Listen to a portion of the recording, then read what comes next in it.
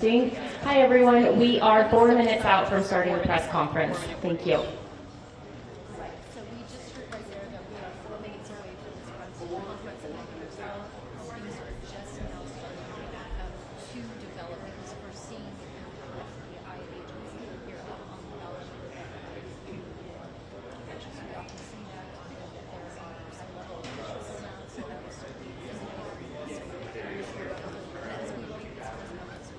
Again, we are wanting to know two things.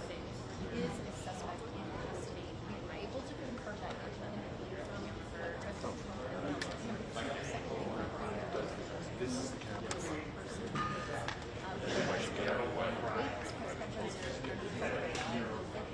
Are you planning on running by Hotel as well as Governor Spencer Phillips? Eddie, can you hear me?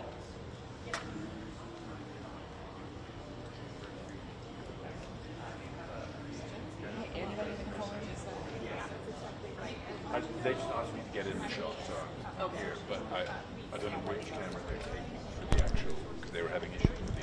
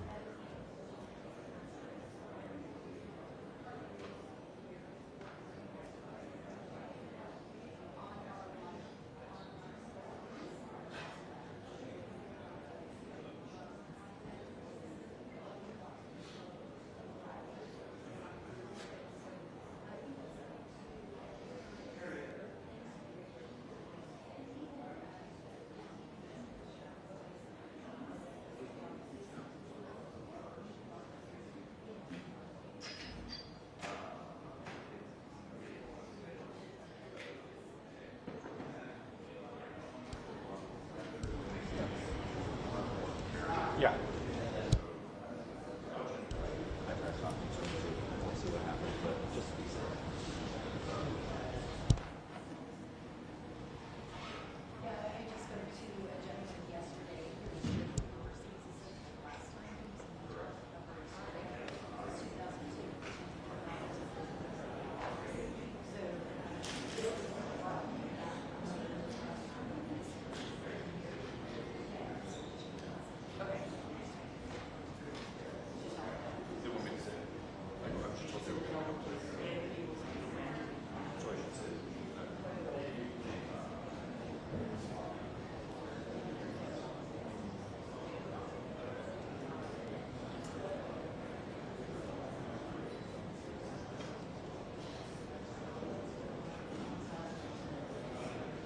That's right, John. We were given a 4-minute warning 3 minutes ago, so we are expecting any second to see the officials coming in.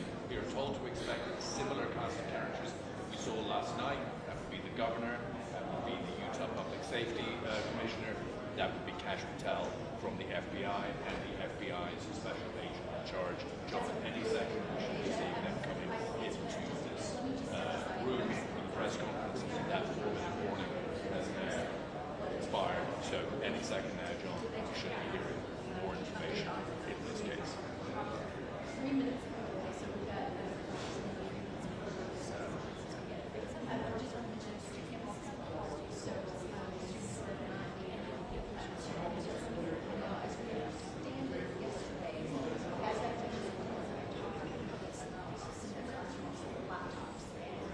cell phones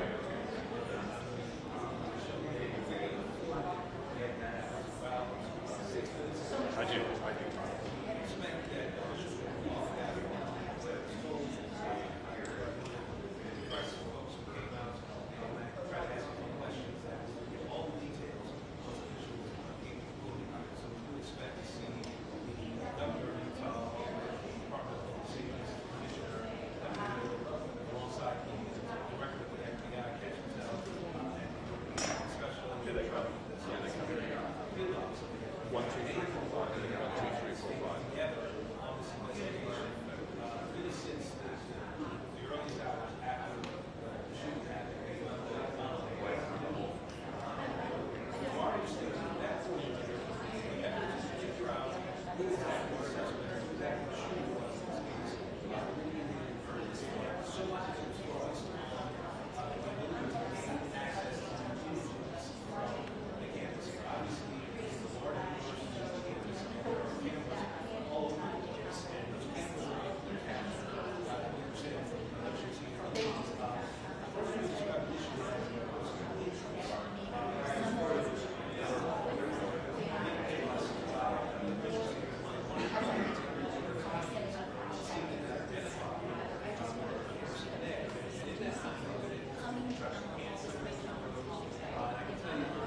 Yes, so this press conference was scheduled to start about an hour ago. It has been pushed, and now seeing officials walking into the room.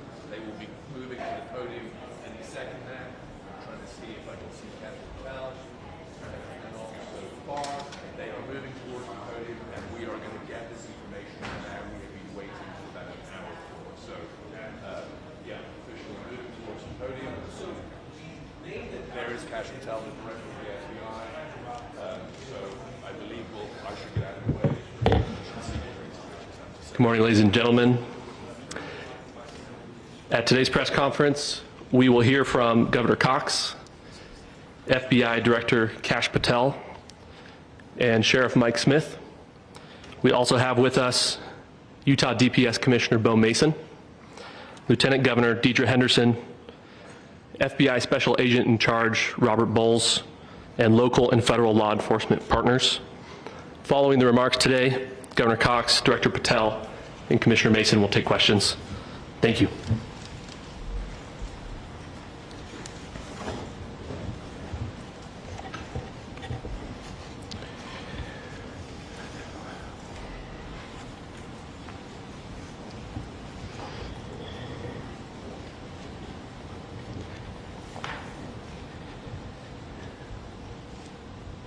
Good morning, ladies and gentlemen. We got him.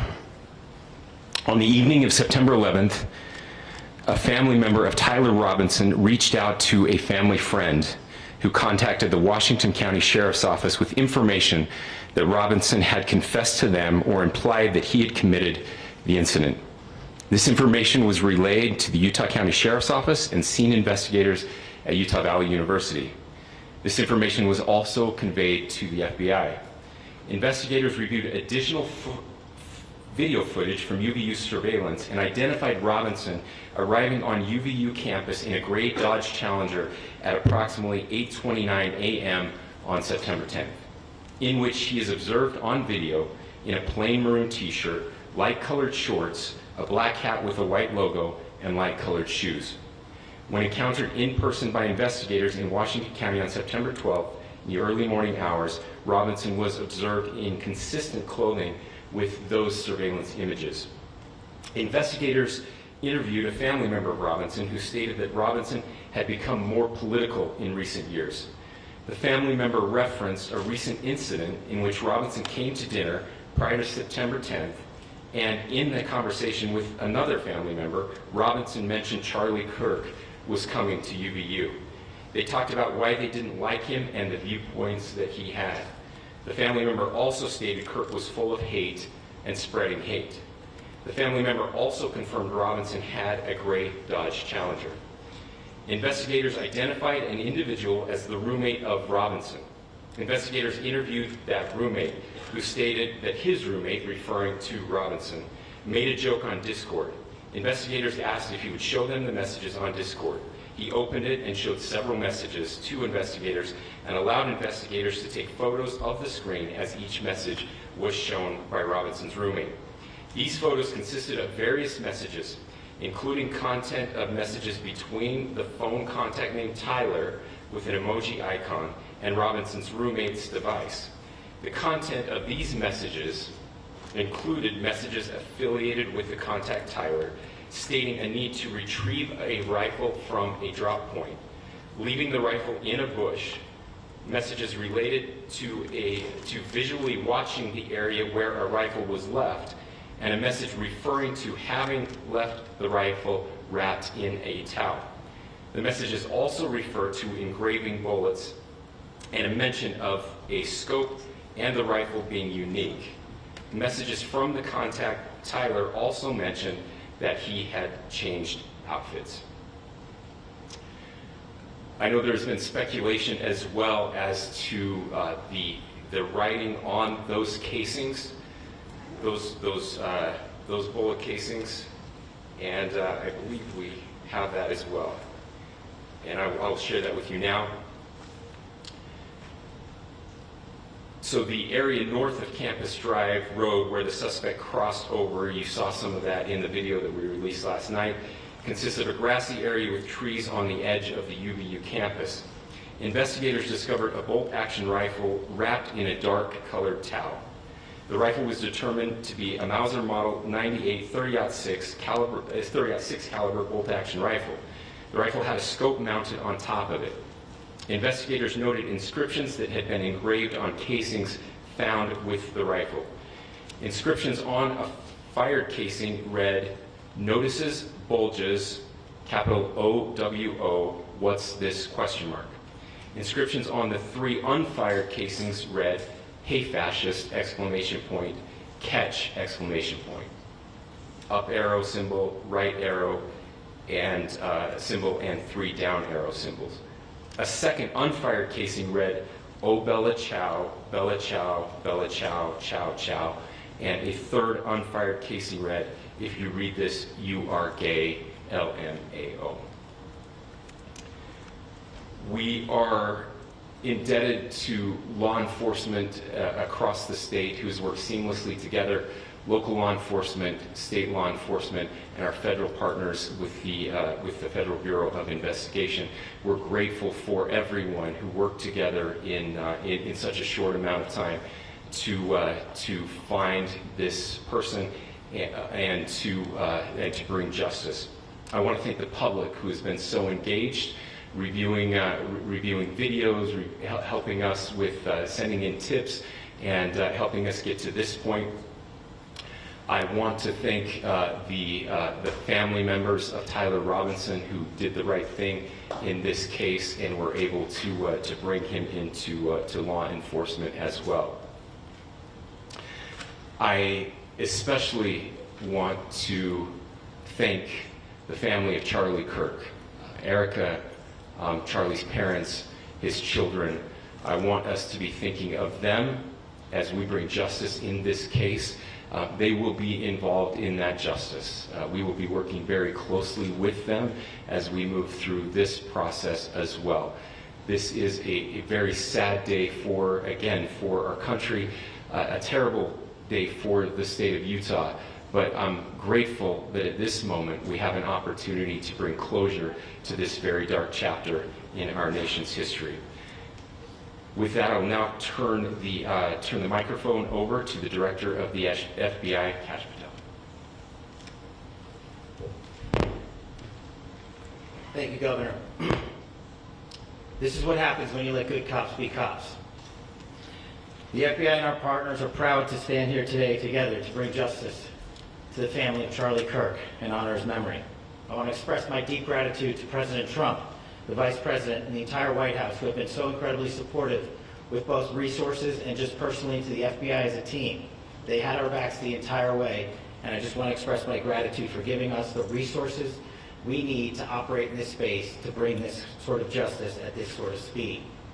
In 33 hours, we have made historic progress for Charlie. Governor Cox, our partnership has been absolutely incredible these last few days. Our partnership will endure. Your state and local partners, your sheriffs, your DPS community has been unbelievably impressive in the hardest of times. And a case like this cannot be solved, cannot be brought without partnering with your state and local authorities. The FBI has a certain role to play. We will play that role, and we will lead after the federal government. Governor Cox, we are so grateful for your state partnership that led out on this investigation. A little bit of the timeline. Charlie was shot at 12:23 p.m. on Wednesday. The first FBI agents arrived on scene in 16 minutes with chiefs of police at 12:39 and secured the scene. The FBI immediately launched fixed-wing assets. We utilized these assets to transport personnel, specialty technicians, hostage rescue teams. We also utilized these assets to go back and forth from the East Coast and here in Utah to transport forensic evidence and other evidence that will be analyzed and is being analyzed at our FBI laboratories in Quantico and other laboratories, including the ATF. At my direction, the FBI released the first set of FBI photos of the suspect at 10 a.m. local time on 9/11. Then, shortly thereafter, the FBI reward of $100,000 was released at 10:45 a.m. local. Myself and Deputy Director Bongino arrived on the scene at approximately 5:30 p.m. on 9/11. The governor led a press conference last night at approximately 8 p.m., where at my direction, the FBI released a never-before-seen video of the suspect. We also released new images to the public of the suspect. And just last night, the suspect was taken into custody at 10 p.m. local time. In less than 36 hours, 33 to be precise, thanks to the full weight of the federal government and leading out with the partners here in the state of Utah and Governor Cox, the suspect was apprehended in a historic time period. And I want to highlight what Governor Cox said. This would not have been possible without you, the media, and you, the public. That's why we went so public, so fast, and we're so transparent, and we're committed to that transparency.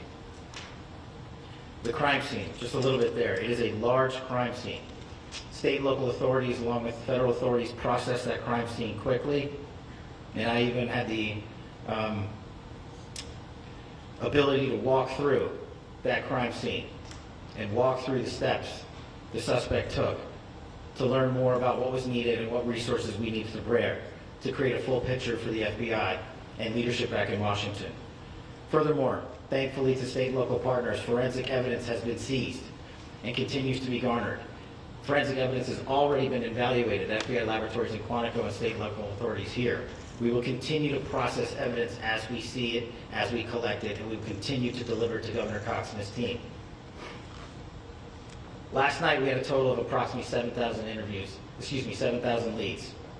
As of this morning, thanks to your great work, we have over 11,000 leads that were called in to the FBI.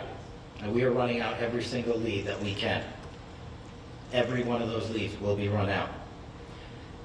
The arrest is a testament to the dedication of good law enforcement being great, and partnerships in law enforcement, which I've tried to highlight as my tenure as the director of the FBI. There is no better relationship for law enforcement than the FBI to partner with state and local authorities, and you've seen it here in these last few days. The FBI Salt Lake Field Office, along with our offices in LA, Phoenix, Denver, San Antonio, Las Vegas, Pittsburgh, Buffalo, our headquarters component in Quantico, all participate in the FBI. I want to express my deep gratitude to the employees of the FBI, the men and women, the evidence response team tacticians, the special operators, the agents, the support staff. You have done monumental work in historic time when the public, who had a right to demand such an expeditious solving of an investigation, the FBI answered that call diligently, critically important to our nation, and we delivered. And I'm proud to be their leader, and I'm proud to be the director of the FBI. This is very much an ongoing investigation, as the governor said, and we will continue to work with state and local authorities to develop the investigation, to provide them the evidence they need for their ongoing prosecutions, and we will be here to answer every call they absolutely have, as long as it takes, for as long as we need to find and apprehend whatever suspects were involved in this crime. Lastly, to my friend Charlie Kirk, rest now, brother. We have the watch, and I'll see you in Valhalla.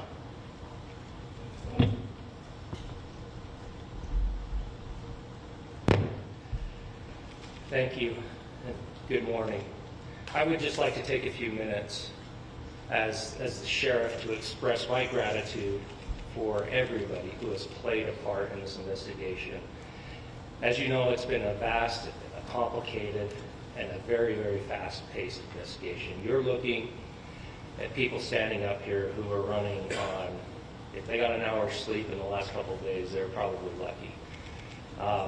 It has been very taxing. It has been so impressive speaking on behalf of the local law enforcement to see the cooperation that we've seen in this type of case. Across the state, sheriffs, chiefs, our state partners have stepped up and have come to the call on anything that we needed. Our county chiefs have been phenomenal. Our Utah County Attorney, Jeff Gray, who's standing up here with us, has been phenomenal in leading us through this investigation. I would like to thank the federal government for their resources, their assets. Our local team here, our FBI team, has been extraordinary in helping us work through this and bring this person to justice. Most of all, I would like to thank the public, and specifically, I would like to thank the public who turned to prayers and who turned to positiveness for us. I would like to thank them on behalf of the law enforcement community because we needed those prayers. That's what we needed to get through this. We needed your support, and you gave it to us. We needed your patience, and you gave it to us.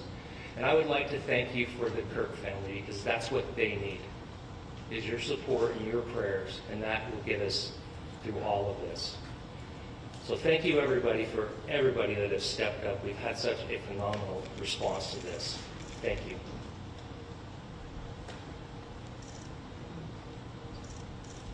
I also want to give a special thanks to the Attorney General and the Department of Justice. Their unwavering support and their commitment to justice is shown true here. And without AG Bondi and Deputy Attorney General Todd Blanche and the resources they brought to bear, we would not have been able to complete our mission. And I just want to say special thanks. It's an honor to be a part of the Department of Justice. Thank you again to our incredible law enforcement team who has worked so hard. Sheriff, I got a solid 90 minutes last night, so I'm probably the most well-rested person up here.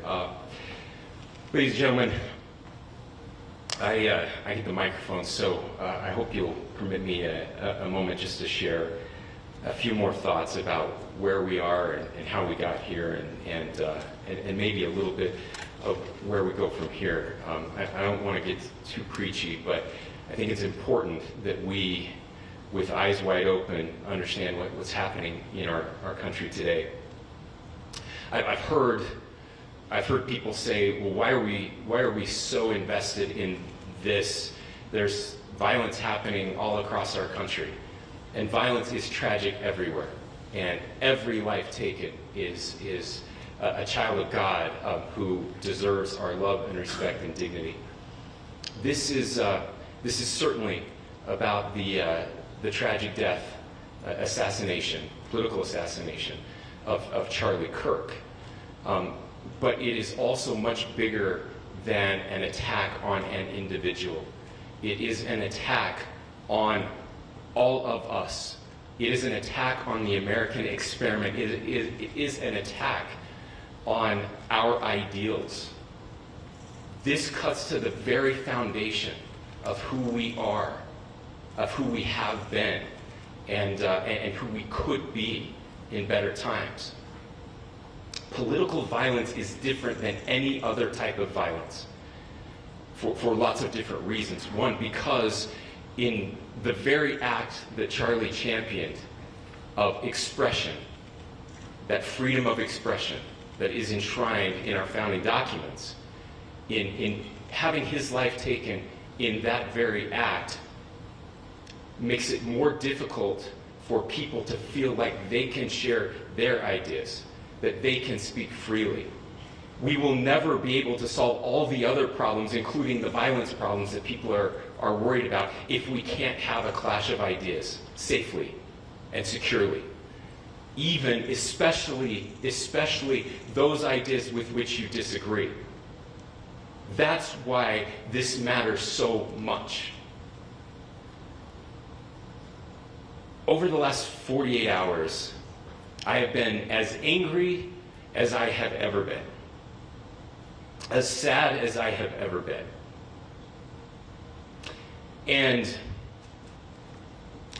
It was, as anger pushed me to the brink, it was actually Charlie's words that pulled me back. I'd like to share some of those. And specifically right now, if I could, I need to talk to the young people in our state, in my state, and all across the country. As President Trump reminded me, he said, you know who really loved Charlie? The youths. And he's right. Young people loved Charlie, and young people hated Charlie. And Charlie went into those places anyway. And these are the words that have helped me. Charlie said, when people stop talking, that's when you get violence. He said, the weak can never forgive. Forgiveness is the attribute of the strong. The only way out of the labyrinth of suffering is to forgive. Welcome without judgment, love without condition, forgive without limit. He said, always forgive your enemies. Nothing annoys them so much.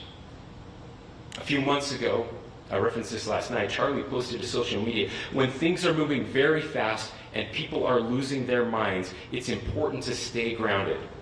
Turn off your phone, read scripture, spend time with friends, and remember, internet fury is not real life.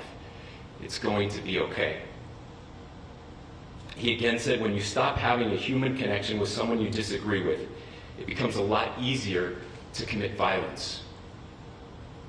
He said, what we as a culture have to get back to is being able to have a reasonable agreement, where violence is not an option. Now, again, to my young friends out there, you are inheriting a country where politics feels like rage.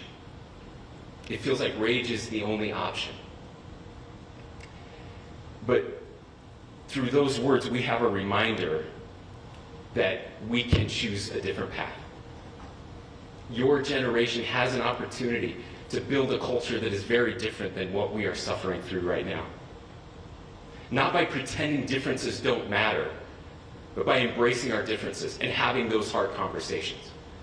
I think we need more moral clarity right now.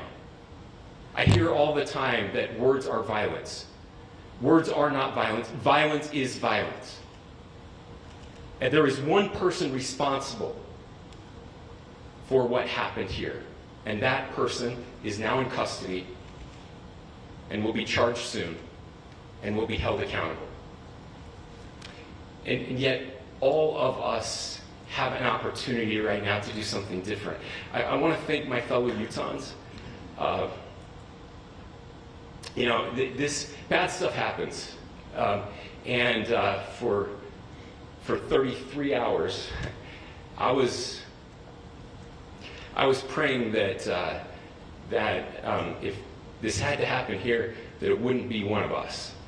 That somebody drove from another state, somebody came from another country.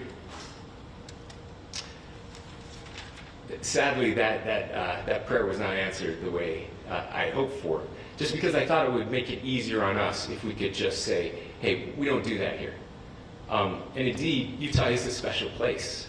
We lead the nation in charitable giving. We lead the nation in service every year. But it did happen here. And it was one of us. But I want you to look at how Utahns reacted the last 2 nights. There was no rioting. There was no looting. There were no cars set on fire. There was no violence. There were vigils and prayers and people coming together to share the humanity. And that, ladies and gentlemen, I believe is the answer to this. We can return violence with violence. We can return hate with hate. And that's the problem with political violence, is it metastasizes. Because we can always point the finger at the other side. And at some point, we have to find an off-ramp, or it's going to get much, much worse. But see, these are choices that we can make. History will dictate if this is a turning point for our country. But every single one of us gets to choose right now if this is a turning point for us. We get to make decisions. We have our agency.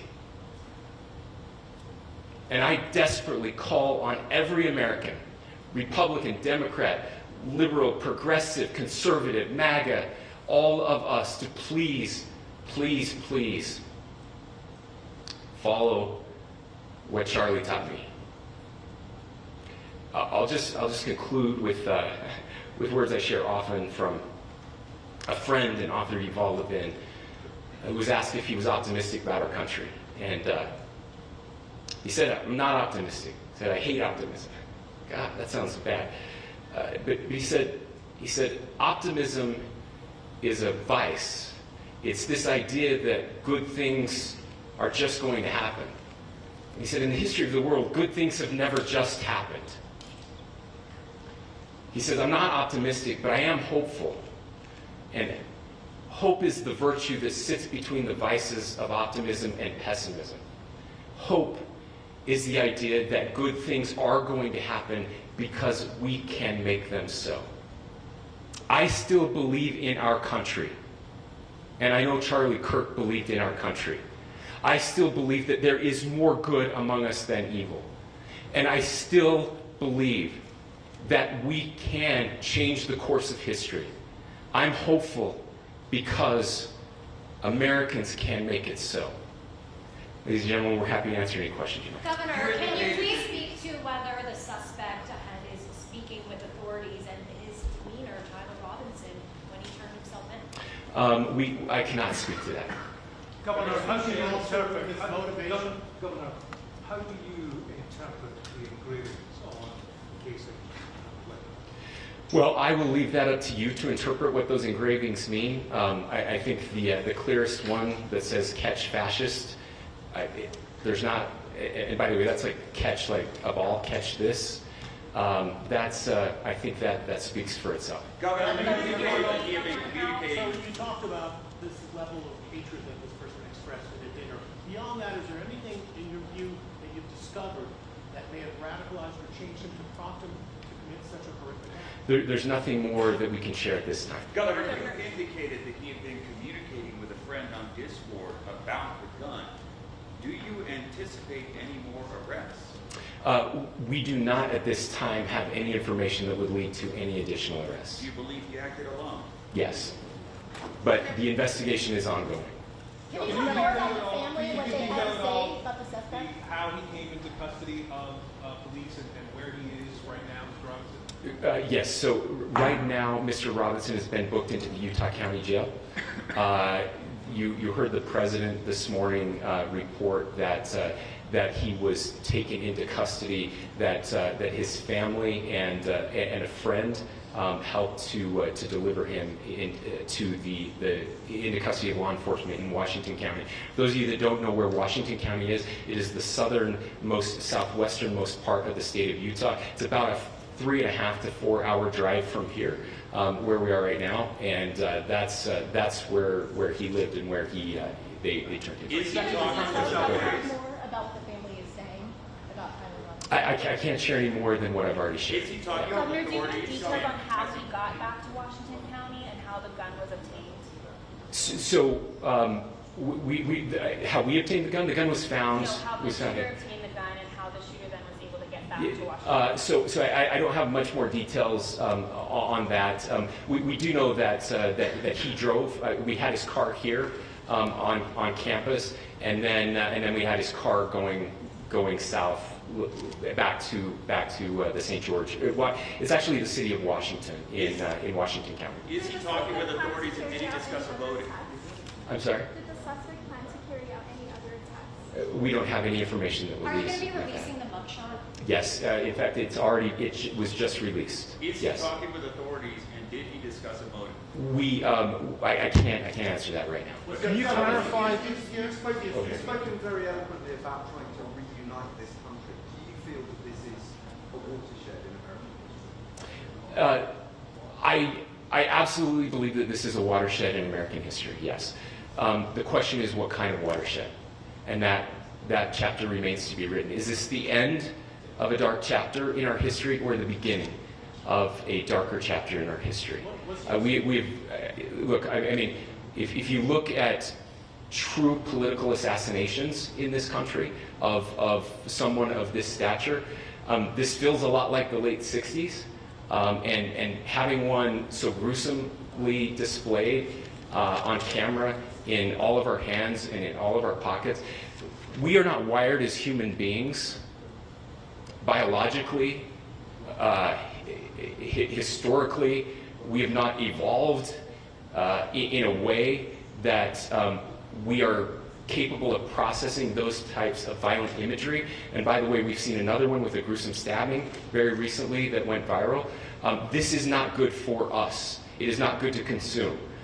Social media is a cancer on our society right now. And I would encourage, again, I would encourage people to log off, turn off, touch grass, hug a family member, go out and do good in your community. That is happening, and it's happening organically right now. I had a friend in a small city in Utah who said, we're getting together, the Republicans and Democrats in my little town are getting together to have a discussion tonight, last night, just to find a way to find their better angels. So yes, this could be, I mean, you know, again, you have to go back to JFK to have seen a video live of something like this happening. I wasn't born until 1975, but I know that things were really dark in the late 60s. Sorry to some of you. I know some of you were there. This is our moment. Do we escalate, or do we find an off-ramp? And again, it's a choice. It's a choice, and every one of us gets to make that choice. Two more questions right here. Could we clarify that the release of those enhanced images at 8 p.m., the timeline that Director Patel gave us, led to the arrest at 10 p.m.? Is there a direct connection between those two events? I cannot comment if there is a direct connection or not, but all I can say is that that through some process, the family came to know that this had happened. One more thing, Governor. Could you just clarify the clothing issue you mentioned earlier? Was he changing outfits? Correct. Could you just clarify this? Yes. So when he's first spotted on campus, he has different clothing on, and then he changes clothing on the roof, and then changed back into that clothing at some point, so that when he was apprehended, when he was arrested, the clothing matched the clothing he had on before the shooting here at UVU. Last question here. You said that the suspect was from Utah. Can you kind of tell us a little bit more about where, and was he a student here at this university, and is there any history of mental illness? Yeah, so I don't have any information on the mental illness part. He was not a student here at UVU. He was living and had lived for a long time with his family in Washington County. Thank you, everyone, for your great work in getting this information out. I would just say, process-wise, this may be important. I know many of you aren't familiar with the process in Utah. I think it's important that you understand that. Basically, we have 3 days for charging documents to be filed. A CI will be filed. We'll have more information then, more detailed information as those charging documents are filed in preparation for a preliminary hearing. So 3 days. So we would anticipate then that early next week those charging documents will be filed. We will obviously be working. The county attorney will be working very closely with Mr. Kirk's family as those documents and decisions are prepared and made. Thanks, everyone.